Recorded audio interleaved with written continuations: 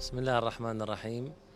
لبت مؤسسة عقيق للأعمال الخيرية نداء المرجعية العليا ونداء الواجب الوطني حين استمعت إلى سعي وزارة الصحة إلى استحداث مستشفيات متعددة في عموم العراق، وبالتحديد عندما استمعنا إلى قرار الوزارة بالتعاون مع وزارة التجارة في تحديد 4 قاعات كبيرة في معرض بغداد الدولي لغرض استيعاب الأعداد المتزايدة لمرضى جائحة كورونا ولغرض السيطرة على هذه الجائحة. فهبت حقيقة كوادر مؤسسة عقيق، كوادر الهندسية والخدمية من المتطوعين والمتبرعين الذين فاجأونا بدعمهم وإسنادهم لهذه الحملة الوطنية، فباشروا بالموقع. ونحن اليوم في اليوم الثامن. تكفلت المؤسسة بإنشاء المجموعات الصحية الكبيرة للمرضى، وكذلك تجهيز الصالتين، صالة للنساء بسعة 100 سرير اللي نحن فيها، وصالة للرجال بسعة ما يقارب 400 سرير، مع جناح للاستشارية والفحص والمختبر والأشعة.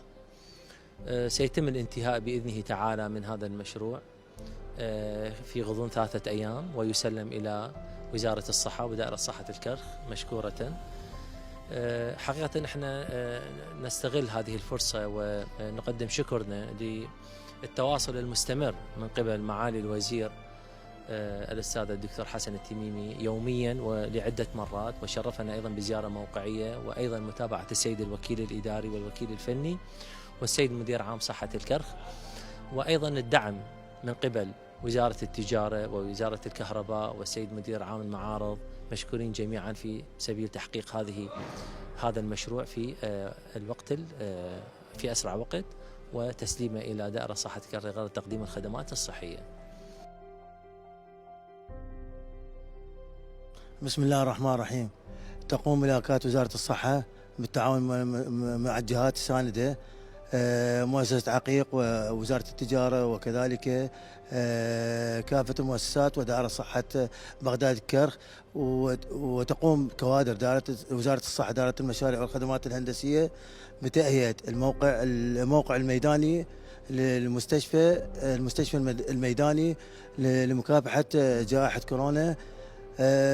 وجود مبذولة مشكورة لكافة الكوادر، إذا كانت من كوادر دائرة المشاريع أو كوادر دائرة صحة الكرخ، وكذلك الجهة المتبرعة مؤسسة عقيق الخيرية تقوم بتأهية المستشفى الميداني بسعة ما يقارب 500 سرير، 100 سرير قاعة محافظة بغداد طبعا مشكورة قدمت لنا القاعة وكافة التسهيلات كذلك له، تتسع إلى 100 سرير، وكذلك القاعة الرئيسية قاعة رقم 2 اللي تتسع ل 100 سرير 400 سرير، وبذلك يكون السعة السريرية 500 سرير قابلة للتوسع لتصل إلى 1000 سرير في الموقع الميداني الحالي.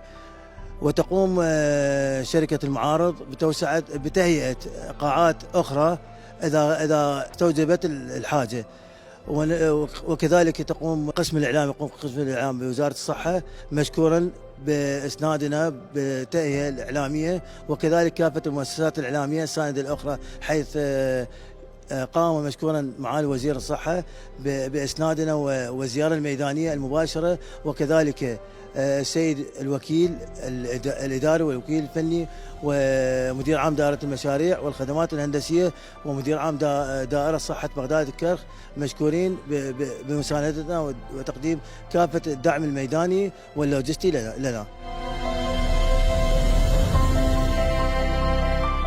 تقوم الكوادر الهندسية لمؤسسة عقيق بالتعاون مع وزارة التجارة ووزارة الصحة بإنشاء مستشفى ميداني سعة 500 سرير بواقع 100 سرير للنساء و400 سرير للرجال، وتهيئة دار للأطباء وغرفة الطبيبات، ومجموعة صحية كاملة. قامت مؤسستنا والحمد لله خلال مدة 8 أيام بإنشاء كامل المستشفى بكامل محتوياته، وصيانة الكهرباء، أعمال الكهرباء، وإنشاء خط طوارئ مخصص للمستشفى الميداني، بالإضافة إلى ذلك صيانة أعمال التبريد.